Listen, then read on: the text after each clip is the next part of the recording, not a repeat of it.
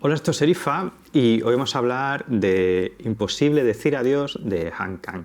Bueno, ya sabéis que Han Kang ganó el premio Nobel el año pasado, en 2024, y bueno, desde hace tiempo Random House, y esto hay que decir que, con honestidad, hay que decir que ya lo estaba haciendo antes de que le dieran el Nobel. De hecho fue un poco sorpresa porque parecía que el Nobel, pues todas las papeletas las tenía una autora china y que Random House ya estaba editando sus novelas. Y de hecho es una novedad, pero no es una novedad, ¿vale? Porque el libro es de diciembre de 2024, pero la primera edición de este libro, o sea, Han Kang lo publicó en 2021, en el original en coreano. Entonces, bueno, es una novedad que no es exactamente novedad. No sé, porque no me da tiempo a mirarlo, pero no sé si el libro existía ya en alguna otra editorial más pequeña, porque algunas de las otras novelas sí sé que existían. Por ejemplo, La vegetariana se había publicado ya en español en una pequeña editorial, pero uno compró los derechos Random House y ya estaba en proceso de publicación cuando le dieron, o ya estaba publicada, pero se había agotado, estaban reimprimiendo cuando justo le dieron el Nobel. Así que esta es una no novedad, o una novedad un poco a secas, o novedad solo para nosotros en español, de esta autora, que yo me he acercado al libro un poco pensando en si se iba a parecer más a la clase de griego o si se iba a parecer más a la vegetariana. Y tengo que decir que se parece un poco más a la vegetariana, pero no deja de tener esta belleza fría y gélida que decíamos, una belleza un poco así platónica, que es una cosa que a mí me parece que es muy de esta autora, una belleza un poco así platónica de la clase de griego. Entonces, una buena mezcla en ese sentido. ¿De qué trata Imposible decir adiós? Trata sobre... Es muy difícil decir estos nombres y recordar estos nombres en coreano. Es Gyeonga, ¿no? Gyeonga, creo que se pronuncia. Gyeonga es una mujer pues entiendo que como de mediana edad o algo así, que lo deja con el marido, no ve a la hija o lo que sea, y lleva un tiempo pensando en quitarse del medio, por lo que parece, porque es como que está redactando un testamento y lo posterga, lo rompe, lo vuelve a hacer, lo vuelve a pensar. Y ella había trabajado ya como periodista, no se dice específicamente que sea periodista, pero bueno, se entiende que es periodista porque había trabajado en una revista, colaboraba con una fotógrafa amiga suya, que luego va a ser otra personaje muy importante en la historia, y escribió un libro acerca de una serie de torturas y de vejaciones de los derechos humanos que ocurrieron un poco antes de la Guerra de Corea. Esto es importante porque al principio del libro no parece que el contexto histórico de Corea del siglo XX tenga mucha importancia en el libro, pero a medida que el libro va adentrándose en estos caminos de nieve a los que te lleva, es importante conocerlo. Así que yo reconozco que leyendo el libro más de una vez he mirado el móvil para ver dónde estaban las cosas y los sitios y también un poco por ubicarme con la historia, porque de la Guerra de Corea no sabía absolutamente nada, más que al final quedaron divididas en Corea del Norte y Corea del Sur, pero no sé nada más de eso. Y he tenido que mirar un poco el móvil. Por ejemplo, ¿para dónde está la isla de Jeju o de Jeju?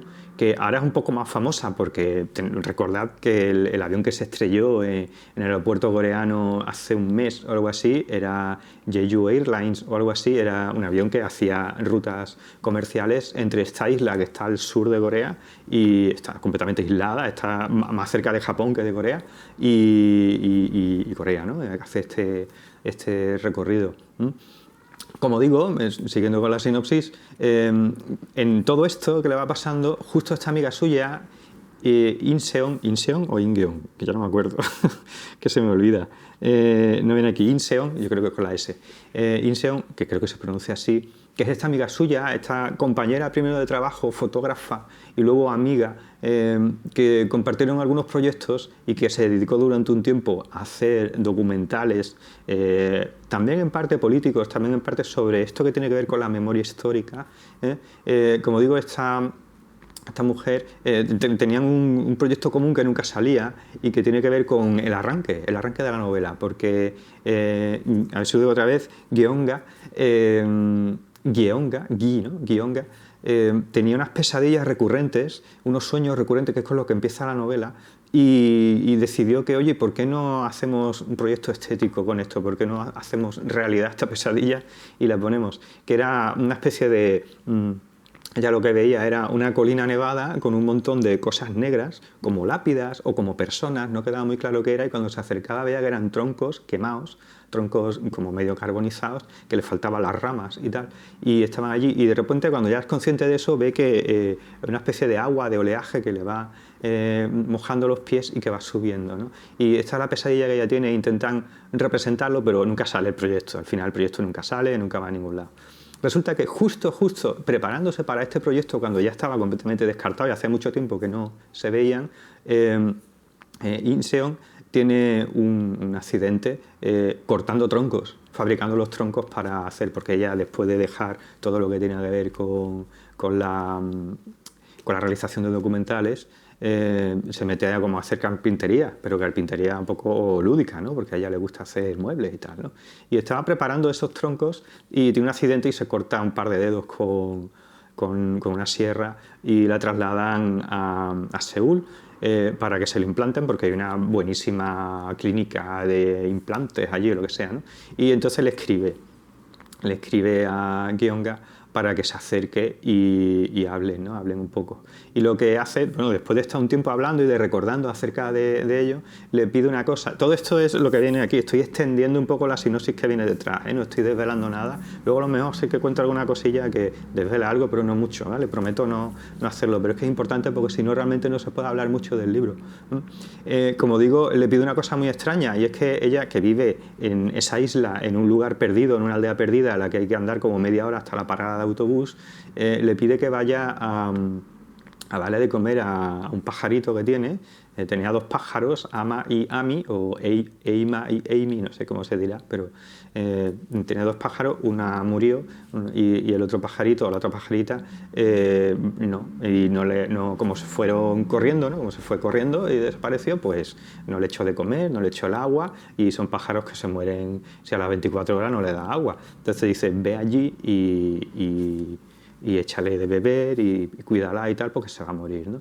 Y ella se va con unas condiciones meteorológicas completamente desfavorables, una ventisca de nieve espantosa, con autobuses que no llegan, con ahora tengo que andar, cae la noche, ¿no? Y todo poco a poco, y aquí es donde viene, digamos, que la parte del estilo, ¿vale? Aquí viene la parte del estilo, todo poco a poco, de lo que parece una novela contemporánea, un poco extraña, un poco onírica, todo poco a poco va tomando tintes del género de terror, porque empiezan a ocurrir cosas un poco extravagantes, un poco extrañas, la atmósfera que está llena de oscuridad, que está llena de una nieve, que está llena de la cercanía, de la muerte, todas estas cosas que tienen que ver con el estilo y el género del terror, poco a poco van tomando forma y van entrando, y en la segunda parte del libro se quedan, en la segunda parte del libro se van quedando y ocurren otro tipo de cosas, como apariciones o figuras extrañas y tal, que van, digamos, que entrando en ese miedo y en estas pesadillas que tenía Gyeonga al principio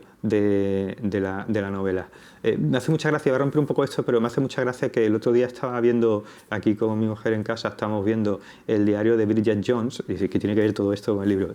Tiene que ver, os prometo que tiene que ver.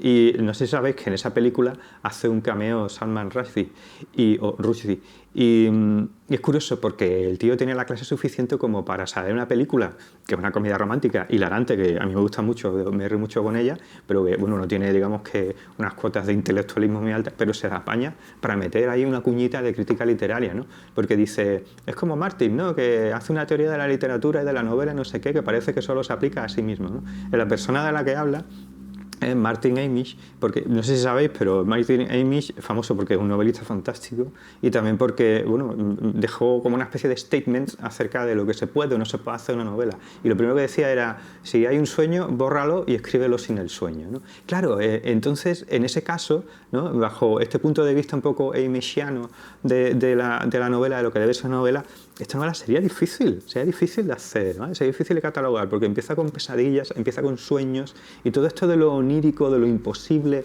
y de la fantasía que va entrando poco a poco, ¿vale? Esa fantasía que va entrando poco a poco es indispensable. De una manera es indispensable, o se vuelve indispensable la historia, pero para hacer contrapeso con el final, para hacer contrapeso con a dónde va todo, ¿vale? Porque si no ocurre, no sería posible hacer la novela así.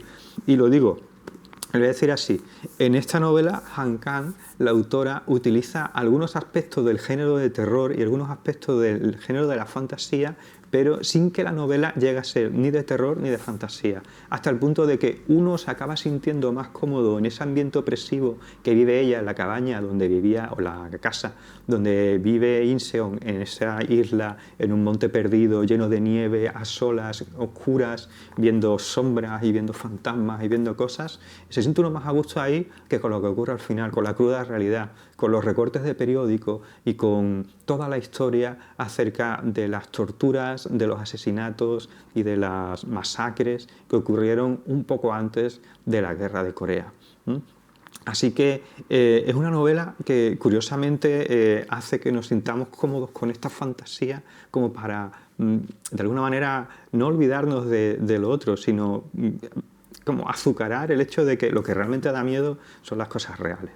Y creo que está muy bien conseguido ese efecto, está muy bien puesto, muy bien conseguido, porque al final estás leyendo todo aquello, todo es como, qué pesadilla y tal, pero realmente lo que realmente da miedo es lo que le ocurre a la familia de Inseon, porque digamos que una vez que Gyeonga llega allí, lo que acaba descubriendo un poco es la historia de la madre de Inseon y de su familia al completo, porque la isla de Jeju parece que sufrió una represalia bastante importante porque había, digamos que un foco bastante grande de comunismo y de rojos, ¿no? de gente a favor de lo que ahora es Corea del Norte, ¿no? Que fue represaliado de una manera brutal por lo que luego fue la dictadura de derechas que hubo en Corea del Sur durante muchísimo tiempo, hasta que se instauró el régimen democrático. Yo la verdad es que no he podido dejar de pensar lo paralelo y lo sorprendentemente cercano que se nos puede hacer esta historia a la gente que vivimos en España, porque son temas que aquí digamos que están de bastante actualidad, son bastante polémicos. ¿Y por qué? Porque digamos que España al fin y al cabo es un país que, bueno, tuvo una historia un poquito similar, ¿no?, a la de Corea, porque no después de la Segunda Guerra Mundial, porque Corea parece que esto ha sido leyendo después de leer el libro, leyendo un poco sobre la historia y tal, para contextualizarme, parece que Corea pertenecía a Japón, ¿no? O Japón invadió esa zona, la zona de Manchuria y todo eso. Yo sé que Japón invadió Manchuria, pero no sé si Corea también la invadió o ya era japonesa esa parte del continente. Pero después de la Segunda Guerra Mundial, pues decidieron, tanto el bando comunista como el bando de Estados Unidos y de la ONU y tal, decidieron, pues bueno, vamos a hacer aquí un único Estado independiente y tal. Lo que pasa que al final hubo esta especie de guerra civil, la guerra de Corea, y se dividió el Estado en dos. La parte del norte y la parte del sur. La parte del sur tuvo también una dictadura muy larga. Aquí en España tuvimos una dictadura, aquí no se dividió el país en dos, el país está dividido, pero de otra manera, pero no hubo una división así a corte en dos países diferentes, pero sí que hemos tenido una dictadura también durante mucho tiempo, una dictadura de derechas, y luego hemos tenido un proceso democrático y ahora vivimos en democracia, ¿no? Y todo esto de la memoria histórica, todo esto de las cunetas llenas de gente, en nuestro caso cunetas, ¿no?, pero en los casos de ellos son pues, pistas de aterrizaje de bases o fosas o cuevas, ¿no?, que en algunos sitios están llenos de cadáveres. Recuerdo que siempre se decía que España es como el segundo o el tercer país que más cadáveres tienes enterrados que todavía no se han desenterrado, y probablemente, no lo he mirado, pero Corea sea el primero, por lo que dice aquí. Así que es una historia que, como digo, utiliza la fantasía y utiliza el terror, utiliza todo esto para hacer una especie de traje enorme y darnos como, mira, esto es lo que realmente da miedo, esto es lo que realmente debería preocuparnos a nosotros, ¿no?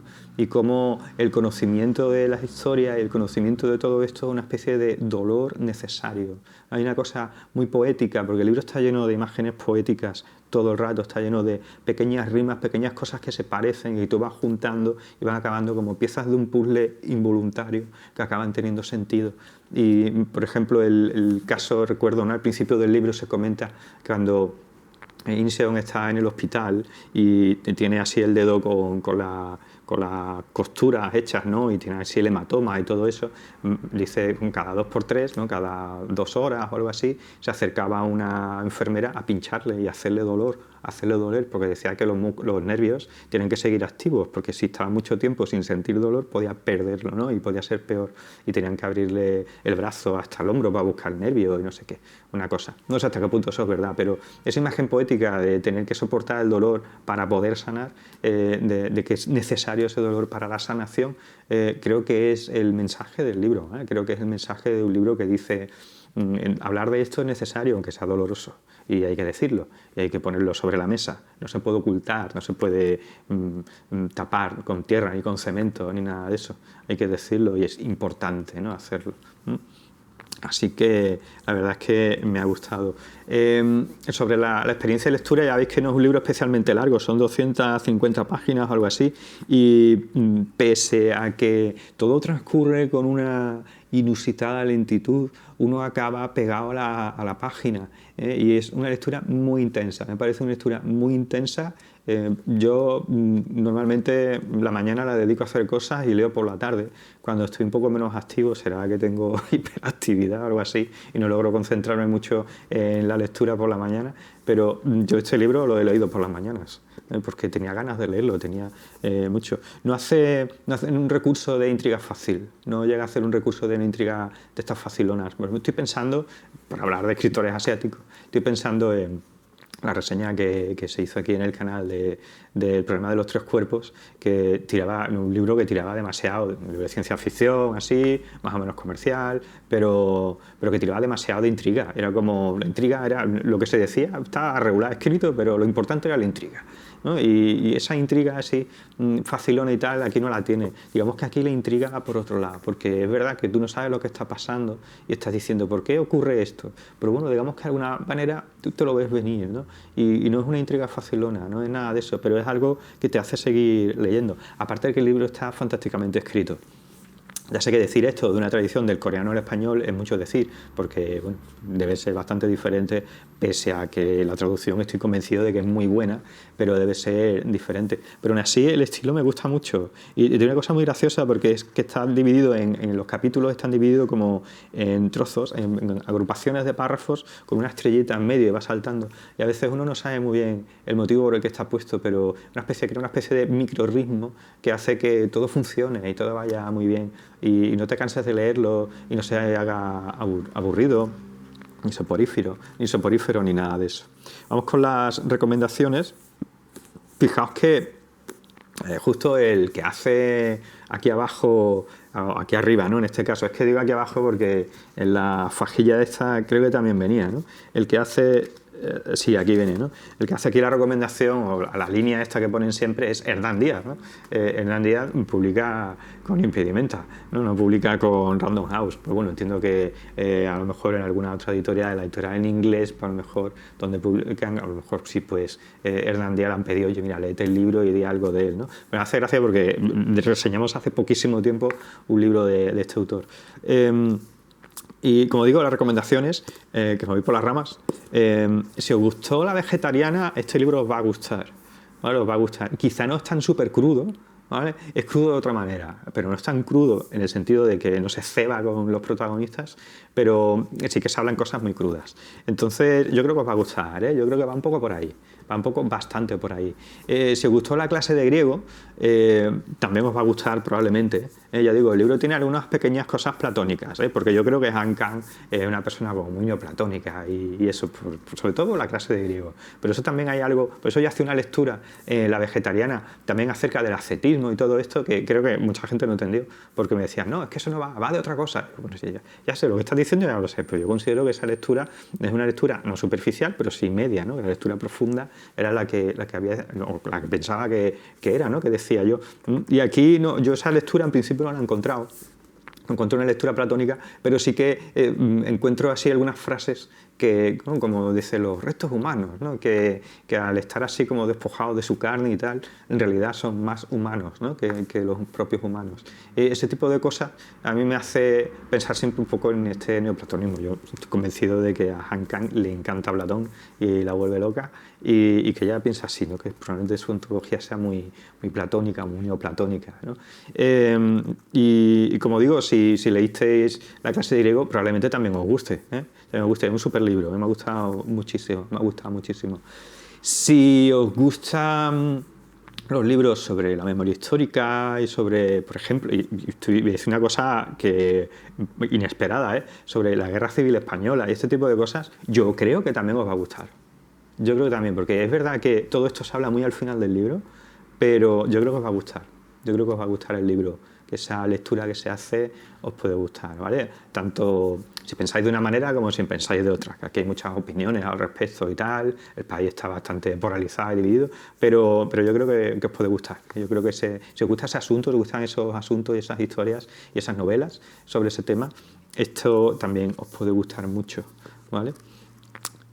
Repito, si estáis buscando, repito, digo de otros vídeos, si estáis buscando una novela convencional, una novela donde pasan muchas cosas y donde los personajes se definen por todas estas cosas que podéis leer en libros como el de Robert McKee y cosas por el estilo, pues a lo mejor el libro pues no os llama tanto la atención, ¿eh?